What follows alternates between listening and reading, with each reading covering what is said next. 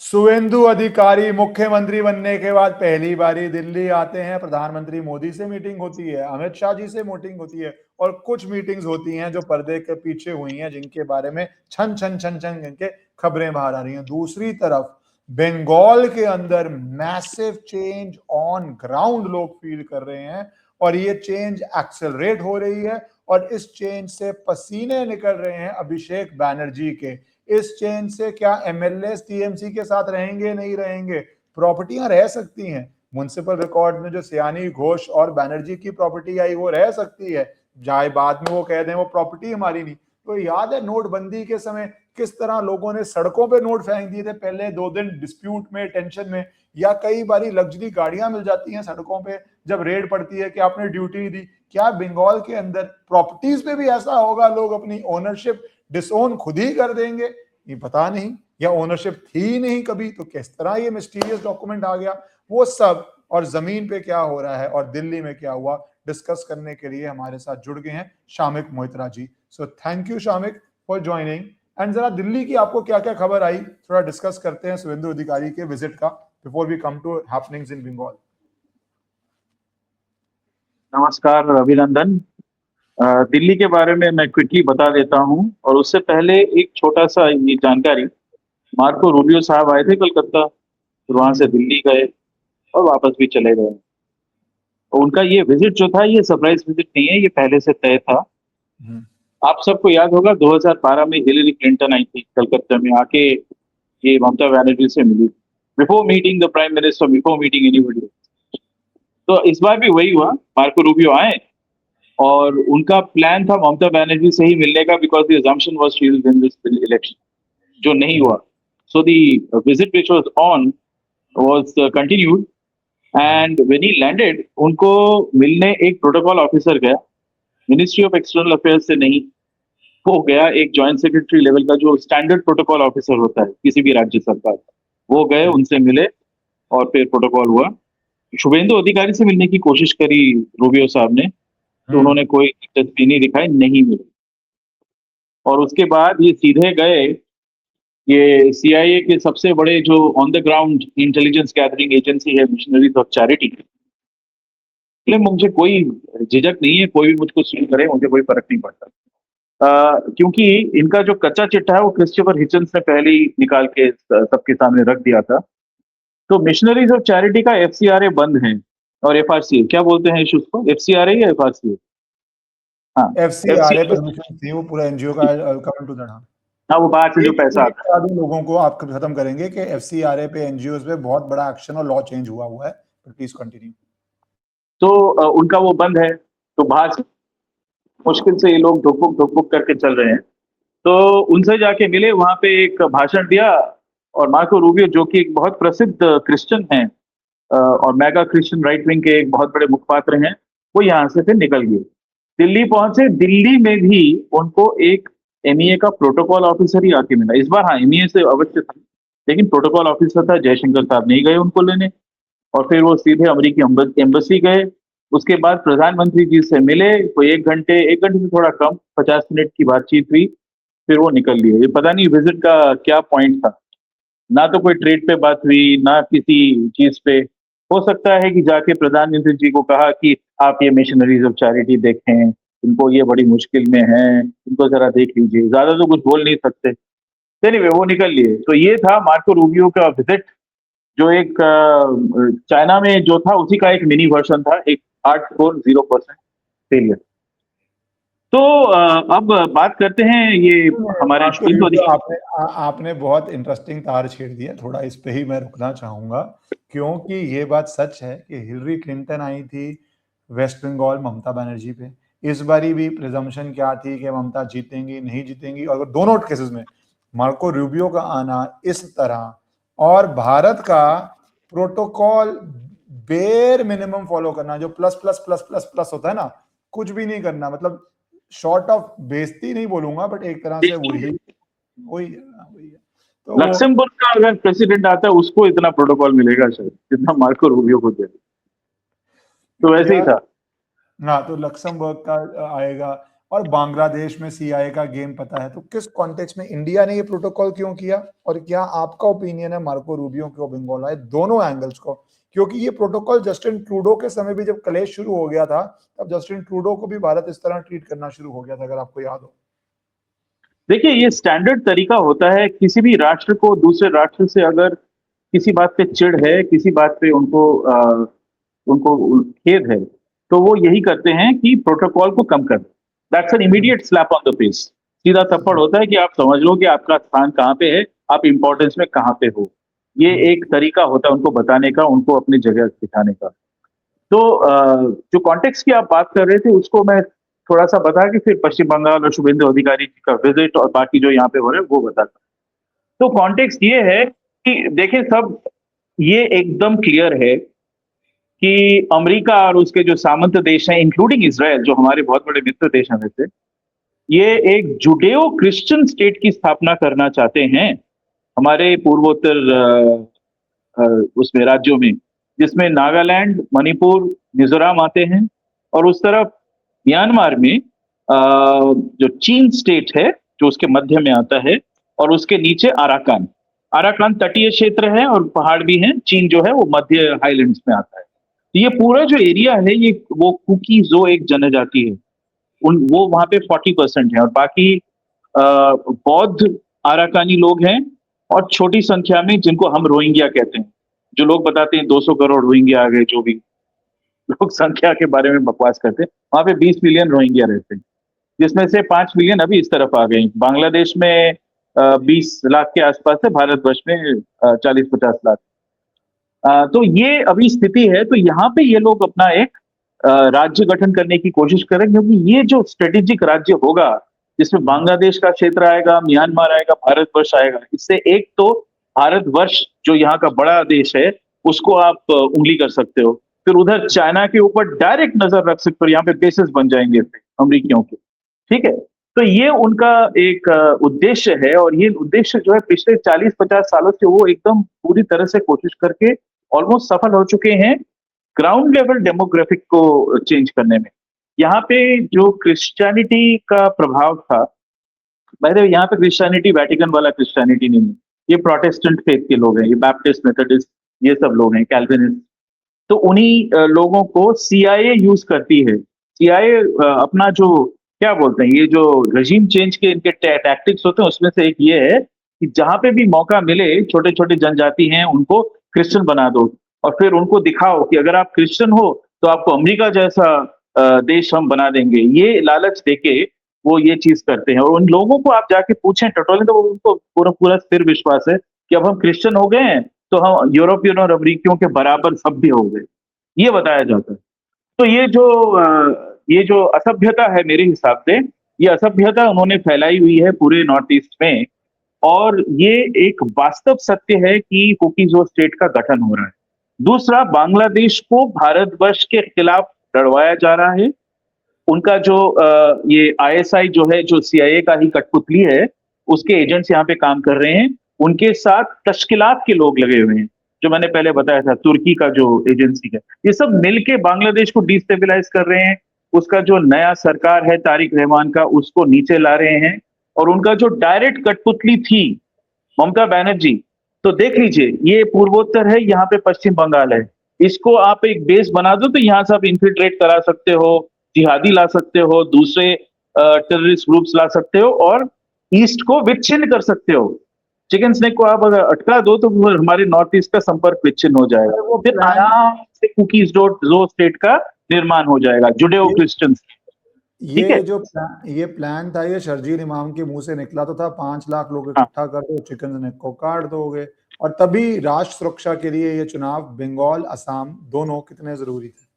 बस बंगाल और असम के बिना ये सबसे बड़ा अभी स्ट्रेटेजिक खेला गेम चलता था अफगानिस्तान में, उसी का एक वर्जन आपको नजर आ रहा है, और उसका सेंटर है असम और बंगाल। ठीक है ना? तो ये चुनाव जो था ऐतिहासिक कई रूप में है। उसमें से सबसे बड़ा एक तो ये है कि इसका एक जियो स्ट्रेटेजिक डायरेक्ट संबंध है, भारतवर्ष के एग्जिस्टेंस पे खतरा था। जो चीज अभी आपको पंजाब में भी नजर आ रहा है, उस पर हम कभी बात करेंगे अलग से। तो वो अगला जो है इनका टारगेट था, सफल भी रहे हैं, उनका ही कठपुतली आप वहां पे बैठी हुई है। वैसे ही ममता बनर्जी और टीएमसी इनकी कठपुतली थी, तो कठपुतली निकल गई। अब क्या है कि जब आप एक इंटरनेशनल विजिट तय करते हो ना, अगर नहीं आते हो तो फिर मामला जो है ओपन हो जाता है ना, कि आप आ ही रहे थे अपने एसेट से मिलने, तो इसलिए आए, और एक मुंह दिखाने के लिए ऊपर से, ठीक है। और उसके बाद वो चले भी गए, क्योंकि सबको पता था उनका एक्चुअली अभिप्राय क्या है। अच्छा, अब जो है, पहले जो कुश्ती होती थी ना, ना तो हम जैसे लोग पॉडकास्ट पे बोलते थे, ना इसकी चर्चा हो, अब होने लगी है। पब्लिक को पता है तो क्या सरकार को कितना पता होगा, सरकार इनको क्या वापस देती होगी।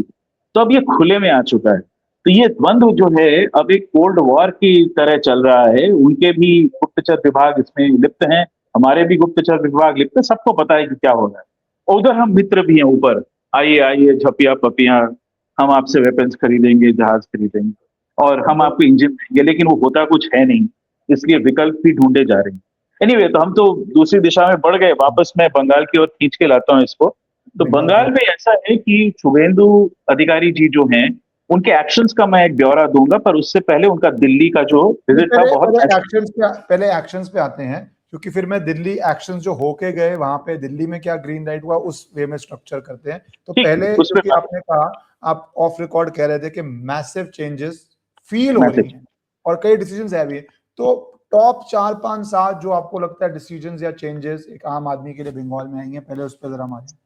मैं सबसे छोटे विषय से शुरू करूंगा और उसके बाद 3 और बताऊंगा, 4 विषय जो एकदम सबको नजर आ रहा है। सबसे छोटा, देखिए, जब मैंने पिछले पॉडकास्ट में बोला था ये क्रिमिनलाइज स्टेट बन चुका था, अभी मैंने कहा ये आईएसआई और उनका वो कठपुतली थी, डीप स्टेट। तो ये क्रिमिनलाइज स्टेट में क्राइम का सबसे बड़ा उदाहरण क्या होता है, लॉलेसनेस का सबसे बड़ा उदाहरण आपका सिविक डिसिप्लिन और ट्रैफिक डिसिप्लिन कैसा है। जो मुस्लिम इलाके हैं कलकत्ता में, जैसे खिदरपुर, मोमिनपुर, ठीक है, मेटियापुर, ये सब जो इलाके हैं, या राजा बाजार, पार्क सर्कस, यहाँ पे पार्क सर्कस में तो डीसीपी का ऑफिस है साउथ ईस्ट, लेकिन वहां पे भी ट्रैफिक की गतिविधियां इनकी जो होती, जो इस दल के तुष्टिकरण के पात्र थे, यानी कि मुस्लिम संप्रदाय, वहां पे उनके लोग बिना हेलमेट के उल्टे साइड से आते हुए सिग्नल तोड़ते हुए नजर आते थे, कोई रोकता नहीं था। और उनका देखा देखी नॉर्मल पब्लिक भी वैसे ही बन चुकी थी। पर अब जो नजर आ रहा है पिछले 1 हफ्ते से, नंबर 1, एक चेंज किया गया कि जो होम गार्ड थे, एक होम गार्ड सर्विस बनाया था इन्होंने, जो आउटसोर्स था। तो सिक्योरिटी एजेंसीज जो टीएमसी के ही कुछ छोटे टाइप के बाहुबली चलाते थे, तो उनके ही लोग यहाँ पे रहते थे, और ट्रैफिक से हफ्ता कलेक्शन का उनका काम था। और वो कम हो गए हैं, ऑलमोस्ट नहीं है कहीं पे। और कलकत्ता पुलिस इज बैक, वो सफेद उनका जो पोशाक होता है, वो लोग अभी वही ट्रैफिक कंडक्ट कर रहे हैं, और सारे जो गाड़ियां हैं वो जेब्रा लाइन के पीछे खड़ी हो रही हैं, रॉन्ग साइड से कोई आ नहीं रहा है।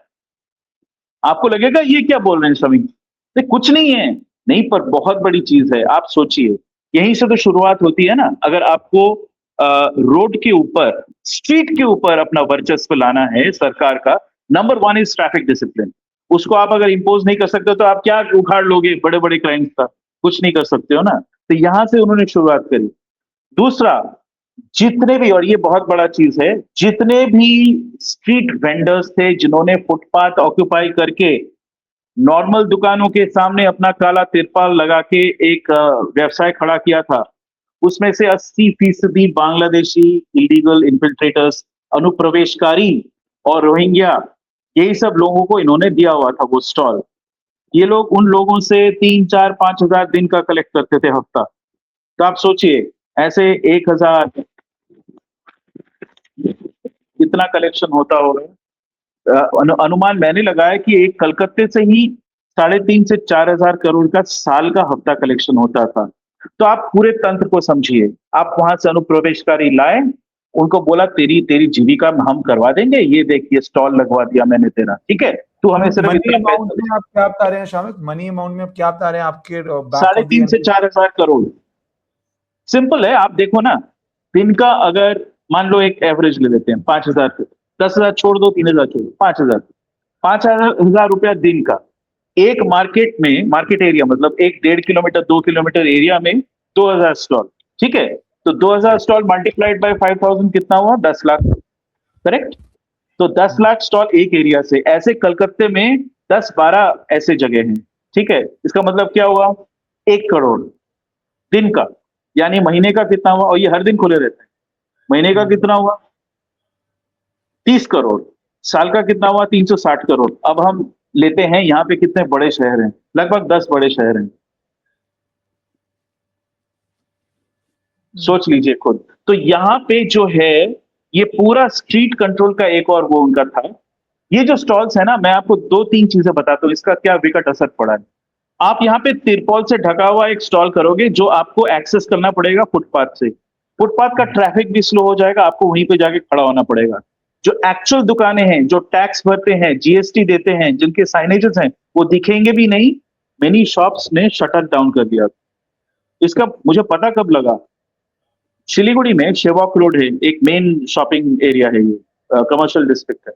तो शेवॉक रोड के ऊपर हमने नोटिस करना स्टार्ट किया कि रात को मतलब साइनेजेस ज्यादा दिख रही हैं। फिर हमने नोटिस किया, अरे दुकानें खुल गई हैं फिर से। क्यों? सामने जो फुटपाथ पे स्टॉल्स थे ना, उससे दिखती नहीं, गायब है वो, बिकॉज फुटपाथ के स्टॉल्स हटा दिया है। अब दिखने लगे हैं। वो बेचारे कहीं तो दुकान बंद करके कहीं चले गए, उन्होंने फिर से जाके शटर खोल के अपना दुकान चालू किया। तीसरी बात इसी के साथ जोड़ देता हूं, जो ये स्टॉल्स पे आपको माल मिलता था, ये चलता क्यों था?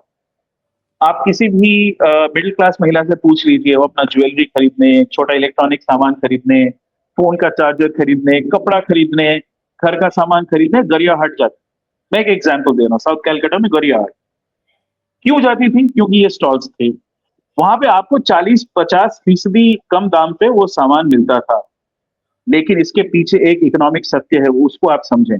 मैं आपको एक सिंपल एग्जांपल देता हूँ। शांतिपुरी, शांतिपुर एक जगह है कलकत्ता से उत्तर में। शांतिपुरी धोती, शांतिपुर के बने हुए कॉटन की साड़ियां बहुत विख्यात है।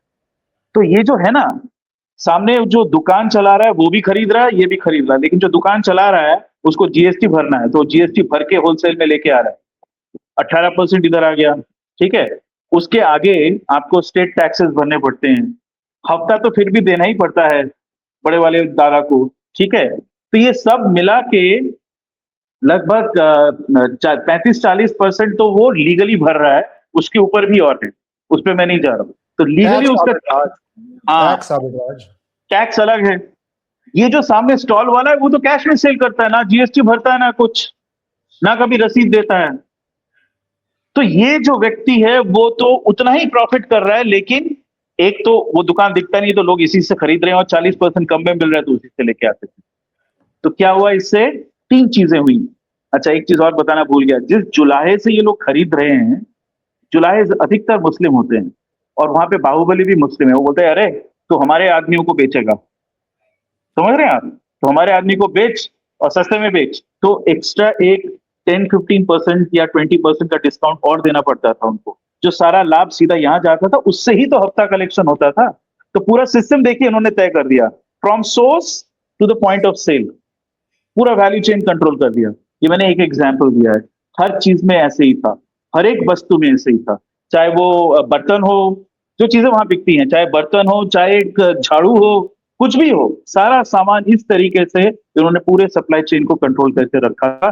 जैसे बिल्डिंग माफिया के क्षेत्र में जो बिल्डिंग मटेरियल होता है, cement, copper wire, steel etcetera etcetera, वो भी ये लोग कंट्रोल करते थे। पेंट, उसका सप्लाई भी ये लोग करते थे। वैसे ही ये छोटे छोटे व्यवसाय, छोटे उद्योग, जिनका बेचारे का एक दुकान में महीने का कितना 2 या 3 लाख का ही इनकम होता होगा, और वो सारा इनकम कहाँ ट्रांसफर हुआ? लुक एट दैट, ये उन्होंने ट्रांसफर कर दिया अपने लोगों में।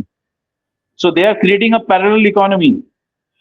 और इसका नुकसान किसको हो रहा है? स्टेट एक्सचेकर को। जीएसटी कलेक्शन नहीं हो रहा है, फिर सेंटर से जाके ये गुहार मारते हैं कि भाई आप हमें जरा एक्स्ट्रा ग्रांट दे दो, क्योंकि जीएसटी तो संख्या में आ नहीं रही है। शामिक, क्यों नहीं आ रही है उसका भी तो समझे ना। शामिक, जो तो आपने आप कुछ पूछ रहे थे? हाँ।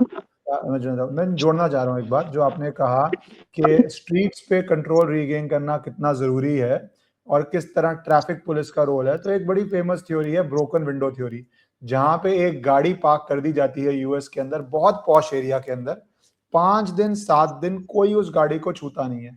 तो साइकोलॉजिस्ट परेशान है कि गाड़ी 10 दिन से खड़ी है, कोई उसको चोरी नहीं कर रहा, टायर नहीं निकाल रहा, कुछ वाइपर नहीं चोरी कर रहा, तो वो जाते हैं एक दिन पत्थर मारते हैं, सिर्फ शीशा तोड़ देते हैं। Within 24 hours the car is stripped bare. वो बोलते हैं जहां पे आप क्राइम देखते हैं, द ब्रोकन विंडो थ्योरी, जहां पे आप छोटा क्राइम देखते हैं वहां पे psychologically society becomes ready to do bigger crime. So वही अगर आप स्ट्रीट पे ट्रैफिक में नहीं कर रहे और ऑर्गेनाइज वे में नहीं कर रहे, तो आपको बड़ा क्राइम के लिए अनुमति मिल जाती है। और ये बहुत फेमस एक्सपेरिमेंट है। कुछ और चीजें मैं जोड़ देता हूं इसमें। ड्रग्स का सप्लाई, फेंटनिल से लेके गांजा तक, यही जो स्टॉल्स है ना, वहां पे जाओ, इधर आ, वहीं पे मिलता है। ये डिस्ट्रीब्यूशन पॉइंट्स है। तो वो आप इसमें जोड़ो तो वो एक और बहुत बड़ा ब्लैक इकोनॉमी था, जो अपने सिर्फ यंगस्टर्स नहीं, सबको स्पॉइल भी कर रही थी। हाउस वाइफ्स were going and buying fentanyl and other kinds of things. ये तो रिकॉर्डेड नहीं हो रहा है ना इंडिया में ठीक से। और फिर ये डिस्ट्रीब्यूशन पॉइंट ये कलकत्ता में सिर्फ नहीं है, यही लोग फिर सप्लाई को कंट्रोल करते थे, स्टॉकिंग करते थे और दूसरे राज्यों में भी भेज रहे। देखिए पूरा एक चेन है, वी हैव टू अंडरस्टैंड, ये पूरा एक चेन है। आप एक चीज को डिस्ट्रॉय करोगे तो नहीं होगा, तो आपको वो जड़ से जो बेसिक इंफ्रास्ट्रक्चर है, जिस तरह से आपने लैंड को शेप किया है स्टॉल्स बना के, उसको समाप्त करना पड़ेगा। This is how it was being. हो गया, पूरा साफ कर दिया, निर्मूल, एक भी आपको गलत स्टॉल नहीं मिलेगा। पर हाँ, ऐसा है कि आप स्टॉल्स या हॉकर्स को समाप्त नहीं कर सकते। तो क्या किया है, they have created designated points, जहां पे ट्रैफिक फ्लो नहीं खत्म होगा, दूसरे दुकानों पे आप ऑब्स्ट्रक्शन नहीं करोगे, फुटपाथ को नहीं घेरोगे। सो दे हैव क्रिएटेड पॉइंट्स कि आप यहाँ पे अपना फूड स्टॉल लगाओ, वो मेन क्षेत्र में ही है लेकिन अलग है, हटके। So this is a simple organisation जिससे ये पूरा तंत्र ही समाप्त, ठीक है। अच्छा, तो एक तो ये बहुत बड़ा चेंज है। अब एक मझले चेंज पे उसका भी इम्पैक्ट बहुत हाई है, क्योंकि उसका हमारे देश की सुरक्षा से जुड़ता है। अच्छा सॉरी, एक चीज कहना भूल गया, जो ये लोग स्टॉल लगाते थे ना, मान लीजिए खाने पीने का स्टॉल है, उसमें 3-4 लोग काम करते हैं, वो 3-4 लोग को आप टटोल के देखिए, वो सारे के सारे उस पार से आए। So they were also employing these people. उनमें से कोई हमजा अली मजारी के जगह पे जतिन दास नहीं है, आपको क्या पता। वो पाकिस्तानी हो सकता है, बांग्लादेशी हो सकता है, वो इंटेलिजेंस एसेट हो सकता है, वो शूटर हो सकता है, वी डोंट नो, वो स्टॉल में घुसा हुआ है। ऑलराइट, तो ये एक वो था। अच्छा, मैं तीसरी चीज पे आता हूं, टोल्स, इलीगल टोल्स। तो इलीगल टोल्स में मैंने पहले भी बोला था कि वो हटा लिए गए हैं, पूरी तरह से नहीं हटाए गए थे, पर अब जो है illegal tolls are actually off, एकदम बंद कर दिया है। और लोकल अथॉरिटीज को बोला है कि आप लोग टोल नहीं कलेक्ट कर सकते, जो होगा स्टेट से होगा, आपको जो उसका शेयर है वो मिलेगा। There is no question of any additional tolls at every locality, वो बंद कर दिया है एकदम। अच्छा, लोग भी उसमें जागरूक हो गए, लोगों ने भी पुशबैक किया।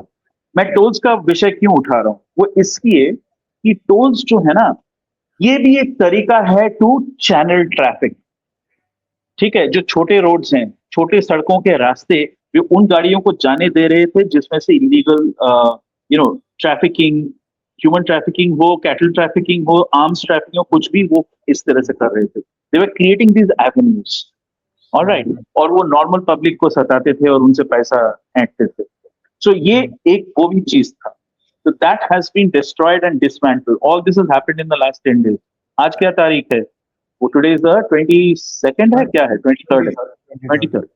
हाँ, तो देखिए आप 13 ही दिन हुए हैं, 13-14 ही दिन हुए हैं एक्चुअल संभाले हुए, तो 13-14 दिन में इतना सब कुछ हो गया। एक नोटिफिकेशन और भी आई जो बहुत इंटरेस्टिंग लगी कि बकरीद की छुट्टी एक दिन है, जो एक्स्ट्रा छुट्टियां करी जा रहे थे वो एक दिन की करी है।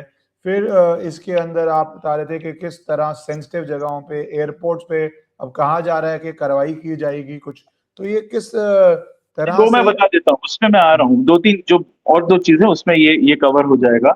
नंबर 1, बहुत सारे इलीगल असेंबली पॉइंट्स थे, उनको सबको नोटिस दिया जा रहा है। उसका सबसे अच्छा उदाहरण है कि दमदम एयरपोर्ट के अंदर एक मस्जिद था 136 साल पुराना, उसको तक हटाया जा रहा है। बाय द वे, कोई चू तक नहीं कर रहा है इस पे।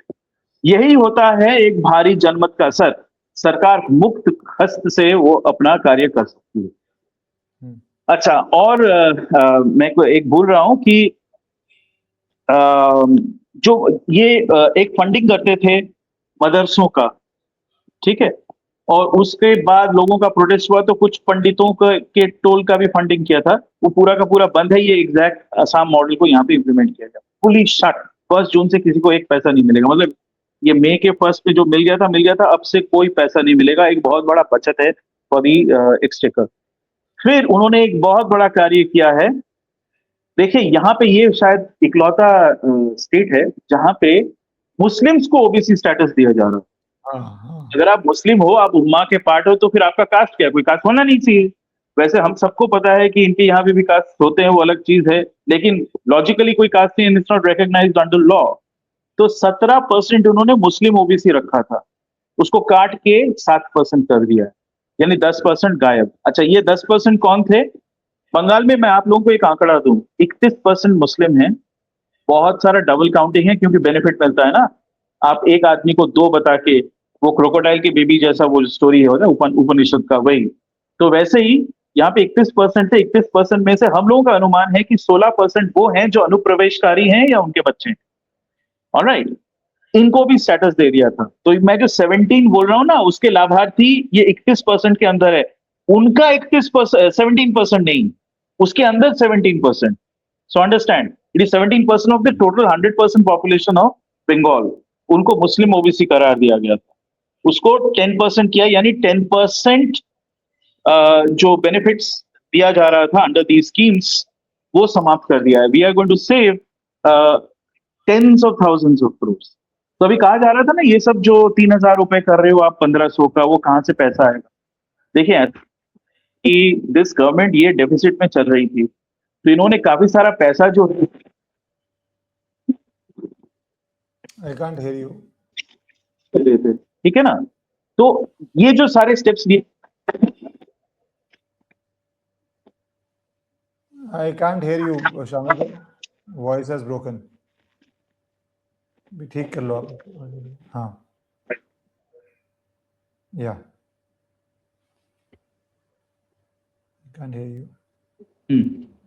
सॉरी, शायद इंटरनेट का कुछ प्रॉब्लम था। तो ये जो 10% कम किया है ना, इससे कुछ 20-25 हजार करोड़ बचेगा। All the steps are being planned. तो बजट को बैलेंस में लाना, फिस्कल डेफिसिट को कम करना, जिससे कि फंड्स रिलीज हो सके फॉर डायरेक्ट बेनिफिट ट्रांसफर्स। ठीक है, यहाँ पे डायरेक्ट बेनिफिट ट्रांसफर तो होता था, पर पता कैसे होता था? एक दादा बैठा होगा, जो 1,500 रुपए मिल रहा था यहाँ पे औरतों को, वो आके बोलेगा 1,000 रुपए निकाल, नहीं निकालेगी तो तेरा वो कर देंगे हम। तो बेचारियों को 1,500 रुपए भी नहीं मिलता था। तो ये जो बाहर के लोगों का ये एक सोच है ना, कि यहाँ पे 1,500 रुपए के लिए 1,500 रुपए के लिए वोट दे रहे थे, वो गलत है, वो सर्वेव गलत है। 1,500 रुपए के लिए कोई वोट नहीं हो रहा था, क्योंकि 1,500 रुपए मिल ही नहीं रहे थे ना।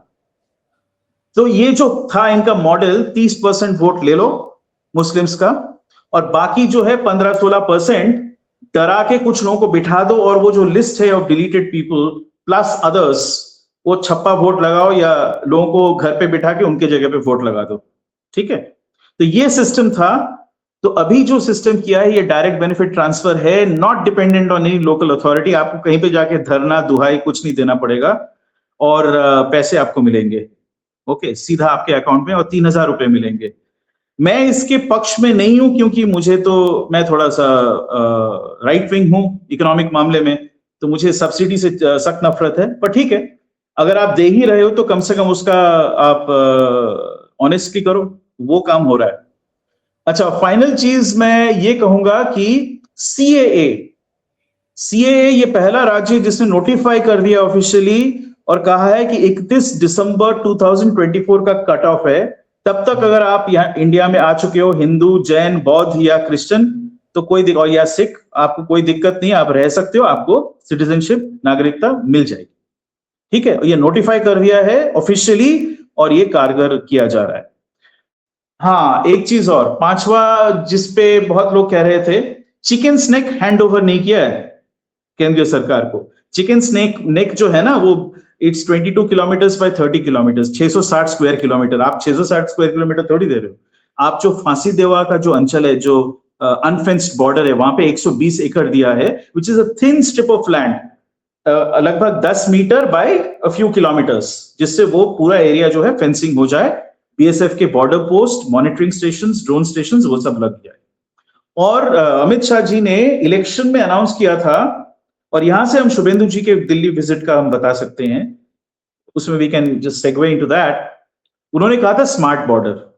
स्मार्ट बॉर्डर क्या चीज है? देखिए, मैं एक सिंपल उदाहरण देता हूं जिससे साफ हो जाएगा स्मार्ट बॉर्डर क्यों कहा अमित शाह जी ने और क्यों वो होगा।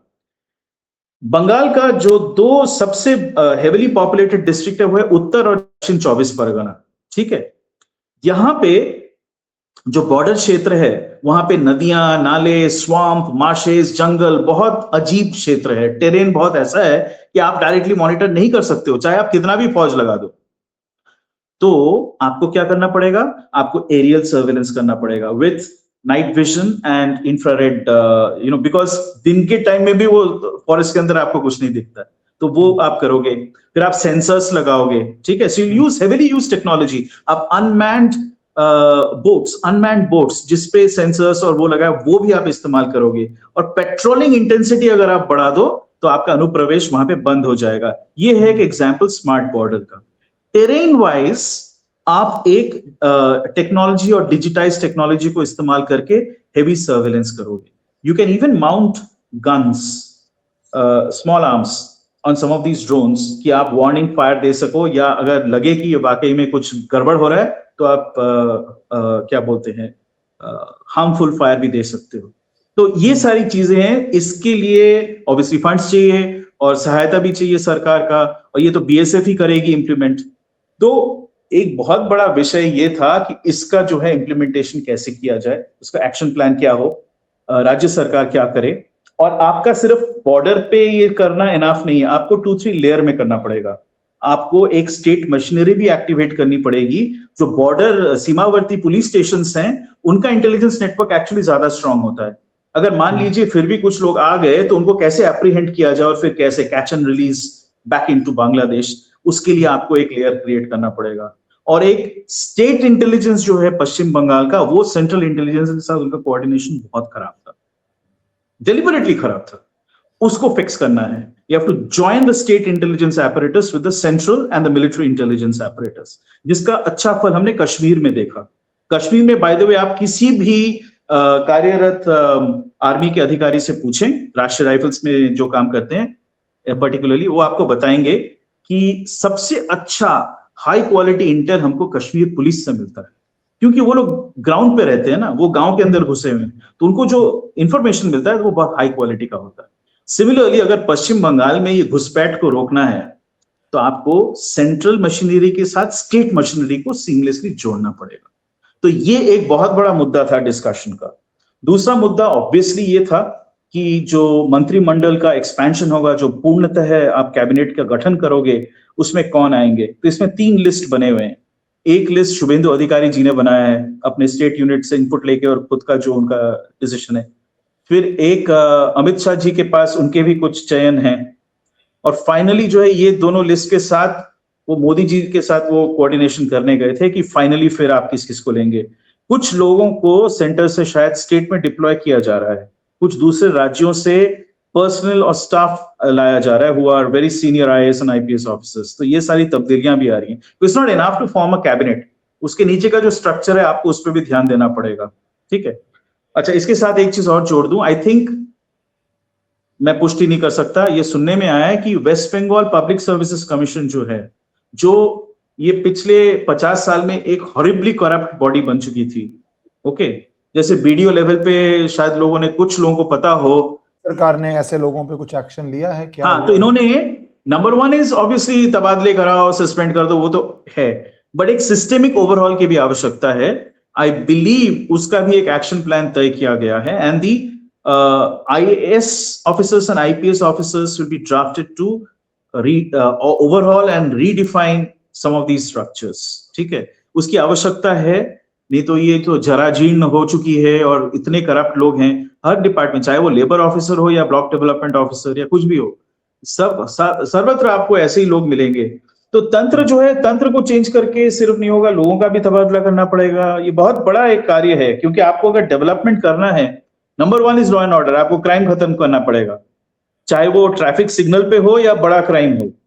पर दूसरा चीज है, आपको वो मशीनरी जो है, वहां पे जो लोग हैं, उनका ट्रेनिंग, उनका सेंसिटिविटी, वो कैसे कार्य करे, कार्य शैली, इन सब पद्धतियों का भी चेंज करना पड़ेगा। तो apparently these were also discussed. ये दूसरा इशू था। पहला तो वो था कि कैबिनेट, दूसरा ये था, तीसरा था वो जो मैंने बताया, स्मार्ट बॉर्डर का निर्माण। बाय द वे उन्होंने कहा था हम 45 दिन के अंदर पूरा फेंसिंग खत्म करवाएंगे। तो फेंसिंग पे भी बात हुई है and I think progress has been very good, वो हमें दिख रहा है। कल कूच बिहार में, जो मैं अभी जहां पे हूं वहां से 2.5 घंटे का रास्ता है, कूच बिहार में एक बांग्लादेशी एनक्लेव है इंडिया के अंदर, एक्सक्लेव, मतलब हमारे बॉर्डर के अंदर है वो। अच्छा, ये जो बॉर्डर है ना, इतना अजीब है कि हमारे कुछ एनक्लेव उनके देश के अंदर है, एक्सक्लेव्स, और उनका कुछ हमारे अंदर है। पूरी तरह से रैशनलाइज नहीं किया गया है। तो वहां पे एक छोटा सा गांव है जहां पे हमारे देश के लोग हमारे साइड पे फेंस लगा रहे थे और हमारे बीएसएफ के जवान उनके पीछे थे, वो वही करवा रहे थे उस काम को। तो वहां से बॉर्डर गार्ड्स आ गए बांग्लादेश के, और फिर बांग्लादेशी भी आ गए and they try to step over. फिर उनकी पिटाई करी गई, फिर उन्होंने हवा में गोली चलाई तो हमारी तरफ से उनके सर के ऊपर से गोली चलाई गई। तो फिर उसके बाद मामला को ठंडा कर दिया, लेकिन दे आर फ्यूरियस कि आप अपने साइड पे कैसे फेंस लगा रहे हो। मतलब हम अपने साइड पे भी फेंस नहीं लगा सकते, इतनी आपत्ति है उनकी। तो ये जो है वो चिड़िया थी जहां से सोने के अंडे इनको मिल रहे थे सालों साल, तो उसको तो वो बंद नहीं कर सकते, क्योंकि कुछ भी कहे, कोई भी डेटा आप दे दो, बांग्लादेश में जो 2% या 1.5% है लोग, उन्होंने लूट खसोट के टेक्सटाइल एक्सपोर्ट्स का पूरा फायदा उठा लिया। बाकी लोग तो अभी भी गरीब हैं, दे आर डर्ट पुअर। यही प्रॉब्लम है ना, आप पर कैपिटा इनकम देखते हो, आप layer wise, social layer wise नहीं देखते हो क्या स्थिति है वहां पे। पीपल आर डर्ट पुअर, वहां पे कोई इंफ्रास्ट्रक्चर नहीं है, कोई उन्नति नहीं हुई है। अब ढाका से 5 किलोमीटर भी नहीं जाना पड़ेगा, आपको दिखता है क्या अवस्था है। ओके, तो वो लोग यहीं पे आएंगे, यही तो उनका इंसेंटिव था। एंड बाय द वे मैं आपको एक चीज और बता दूं, वहां पे जमात बॉर्डर में क्यों पॉपुलर है? बिकॉज जमाते इस्लामी जो जीती है सारे बॉर्डर डिस्ट्रिक्ट्स, उनका मेन काम एक था, इंडिया में कैसे हम अनुप्रवेशकारी घुसपैठी भेजें। तो ये स्किल उनके पास था, ये नेटवर्क उनके पास था, तो वोट तो आप उन्हीं को दोगे ना। पूरा तंत्र समझिए। तो ऐसी पूरी चीज को किया गया है। तो हमारे जो बॉर्डर स्टेट्स हैं, चाहे वो पश्चिम बंगाल हो, असम हो, मेघालय हो, त्रिपुरा हो, मिजोरम हो, हर एक में हमको एक्शन लेना पड़ेगा। मिजोरम में अभी एक हमारे गवर्नर हैं जनरल वीके सिंह, वो सुपर सख्त हैं। वहां पे स्थिति थोड़ी अजीब है, क्योंकि वहां के जो लोग हैं ना, उनको काफी हद तक मिजोरम, ये जो कुकीज हो, वहां पे वो जो ही रहते हैं। तो ये लोग सारे क्रिश्चियन हैं and they have strong links with China. सामयिक एक चीज और, मैं थोड़ा दिल्ली पे आना चाहता हूँ, जो सुरेंद्र अधिकारी दिल्ली आए हैं, डू यू थिंक ये भी discussion has to be a political decision कि अभिषेक बैनर्जी की जिस तरह प्रॉपर्टी की लिस्ट आ रही है, सियानी घोष के साथ लिस्ट आती है, वो बाद में कहती है शायद मेरी नहीं है, टीएमसी कहती है कि ये सब एजेंडा है, but for any big case you need a little bit of political clearance. So do you think ये भी एक एजेंडा पे आइटम है, दैट व्हाट सॉर्ट ऑफ, क्योंकि people are waiting to see what sort of action is taken with the highest with the strongest people। ये एक second, ये जो बाहुबली हैं, ये भी एक डिग्री तक लो हैंगिंग फ्रूट है, but will the big ministers, the big zonal heads, the big bahubalis going up till Abhishek Banerjee and maybe more, वहां पे भी आपको लगता है कुछ डिस्कशंस, एक्शंस होने की संभावना है? मैं समझ गया था आपका सवाल। ये मैं यही कहूंगा कि एक 70 और 80 के दशक में एक पॉलिटिशियन होते थे, पॉलिटिशियन तो नहीं, एक कॉमेडियन थे, धरती पकड़ सिंह। उनका काम था चुनाव लड़ना, चुनाव में हर बार डिपॉजिट हारते थे, फिर चुनाव लड़ते थे, लेकिन उनको अटेंशन चाहिए था, अटेंशन को यूज करके वो कुछ सामाजिक विषयों को भी उठाते थे। तो अजीब सा एक वो था। तो मैं ये कह रहा हूं कि धरती पकड़ सिंह अगर चुनाव लड़े तो उसको वोट तो मिलेंगे नहीं। सिमिलरली अगर कोई राहगीरा आदमी आके एक एफआईआर फाइल करवा दे, तो वो कहां तक जाएगा, उसके पास कितनी क्षमता है, या उसके पीछे कौन खड़ा है, वो भी देखना पड़ेगा। जैसा आप कह रहे हो कि जो सबसे कद्दावर शीर्ष स्थानीय नेता हैं, जैसे अभिषेक बैनर्जी या ममता बनर्जी, इनका प्रोसिक्यूशन कैसे हो सकता है? तो अभी अभिषेक बैनर्जी के विरुद्ध एफआईआर पे एफआईआर दर्ज किए जा रहे हैं, पर जो दर्ज कर रहे हैं वो एक्चुअली स्थानीय नेता हैं, टीएमसी के अंदर के कई लोग हैं, जैसे गियासुद्दीन मुल्ला, जो इनके सताए हुए हैं। Ghiyasuddin Mullah has joined BJP by the way. तो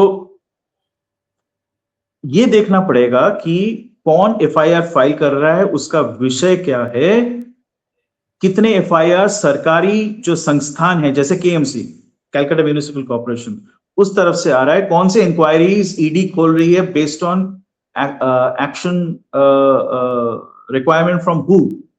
तो उसके बेसिस पे लगता तो यही है कि शिकंजा बहुत सॉलिडली कसा जा रहा है, which is why the Calcutta high court, honourable high court has directed कि आप इनको ड्यूरेस में नहीं ला सकते हो, you can't use coercive methods.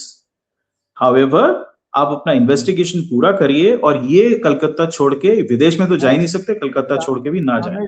और वैसे भी एफआईआर स्पीच की है जिस पे प्रोटेक्शन मिलनी चाहिए। बहुत सारे और सीरियस केसेस हैं। ठीक, when you talk about speech, भाषण थी, उसका क्या कॉन्टेक्स्ट का नहीं था, क्लिप था, वो एक अलग चीज है। दूसरी बात मैं इसमें लीगली ऐड करूंगा कि एफआईआर कोई भी करवाए, एक बार एफआईआर हो जाती है उसके बाद जांच सिर्फ जांच एजेंसी के हाथ में है।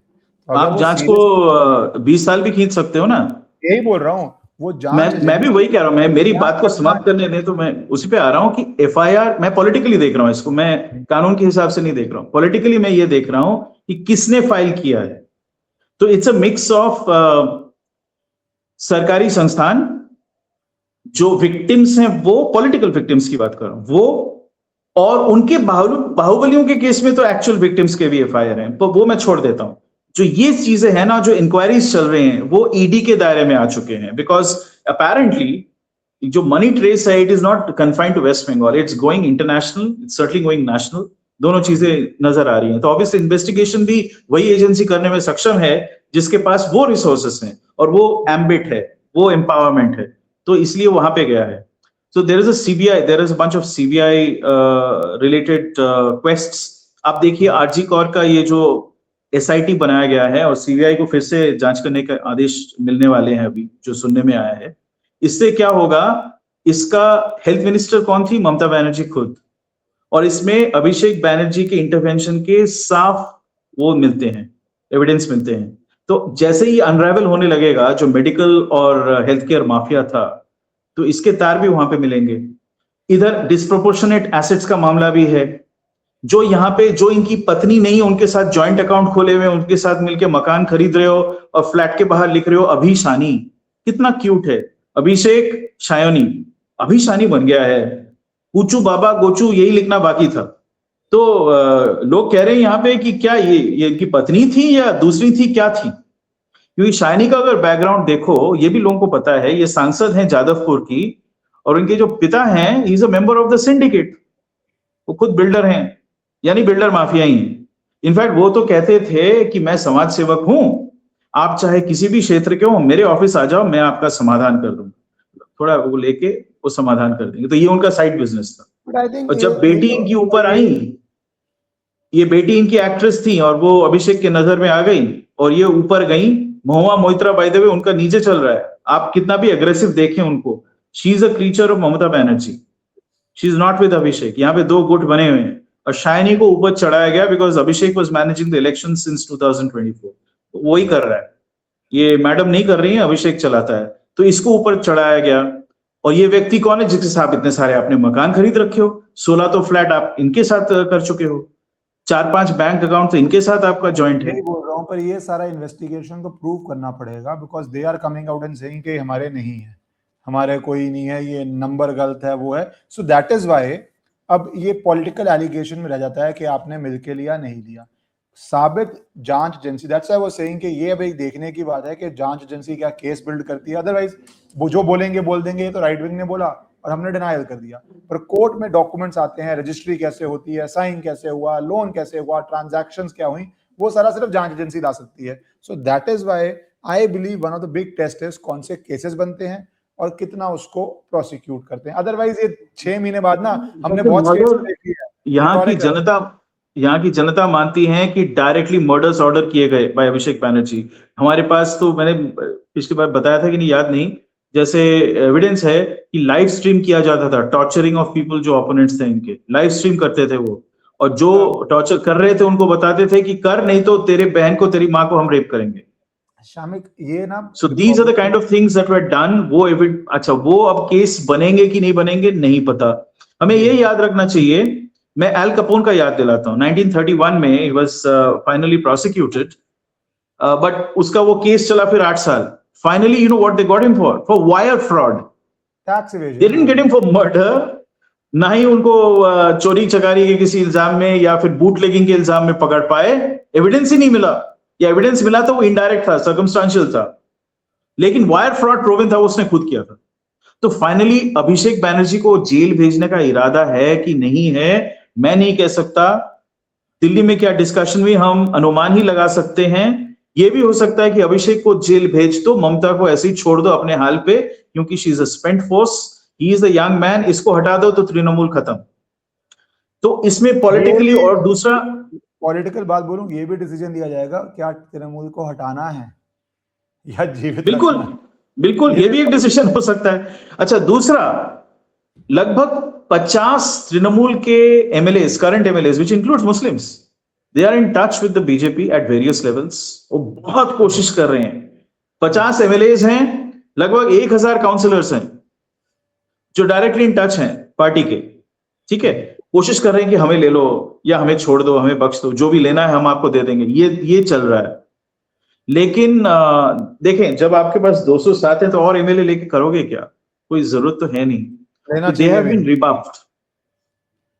हाउएवर, उसमें एक खेला है राज्यसभा मेंबरशिप, क्योंकि अभी भी जो इनके पास कुछ एमएलए हैं, उससे आप निकाल सकते हो 2-3 सीट्स एक्स्ट्रा, क्योंकि तमिलनाडु से आपको जो उम्मीद थी वो तो नहीं प्राप्त हुआ, तो यहां से कुछ निकाल लोगे.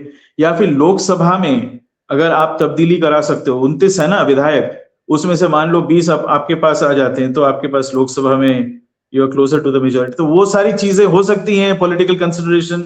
मैं वही स्पेकुलेट कर सकता हूँ. वो वी विल डिस्कस वो, दैट्स अ हाँ, तो वो उस पे हम कह नहीं सकते. मुझे नहीं लगता वो चीजें शुभेंदु अधिकारी के साथ कोई डिस्कशन हुआ है उसका. वो वही 4 चीजों पे सीमित थी जो मैंने बताया. Thank you Shamik for covering the real ground change, जो मुझे लगता है पूरे देश की नजर है, national security also, and for Bengal's empowerment also. Thank you so much for your time and covering all these issues. धन्यवाद और सबको नमस्कार. नमस्कार.